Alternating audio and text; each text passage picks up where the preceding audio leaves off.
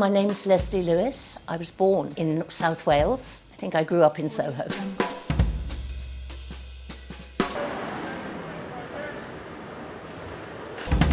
I'd come to London to study drama. I was desperate to be an actress. In order to be an actress, you had to get an equity card. For some reason, I decided that I would be a snake dancer. And that's me on the wall there, painted gold. I look like I'm naked, but I did actually have on a golden G-string. And that's my snake, John. I had another snake as well called Grippy. I came to work in the French house when we'd signed the lease to buy it. That was in 1989.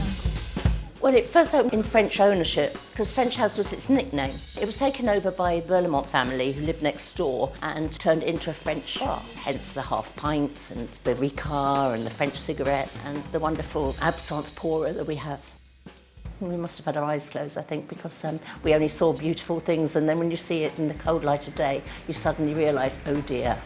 It was quite daunting to have to rebuild it. But we did it, built the wall, put the stools in, opened the windows. The early days were quite challenging in many, many ways. We were thinking of getting out after 2 years, so 37 years later, I'm still here. But people still come in to this day and say, it hasn't changed since the 50s. Oh, yes, it has, but that's part of the magic. When Victor took over in 2014, he created the restaurant situation here, and it's gone on since then, and we've had Margot and Fergus started here before they opened St John. We're in the 100 top restaurants, and very proud of that. It's vital, it's all part of the joy of, good food, good drinks, good conversation. One of the most memorable days, I suppose, was my wedding day here to Noel. The engagement gift was my lithograph of Francis Bacon's exhibition in Caracas, because I don't like wearing rings. Francis Bacon was a big hero. The first time he ever came in, I just froze, completely froze, because I was so in awe. He was such a genius. And fortunately, my husband knew him.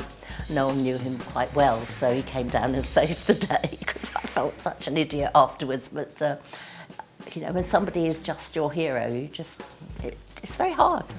He used to work very early in the morning, and then he'd come in here for his first drinks, so we only got the gentle, nice side. Soho has to change, everything has to change, but it doesn't change fundamentally, and it's still very, very loved. And it's still the place it's always been, its heart is still there. It is the ultimate playground.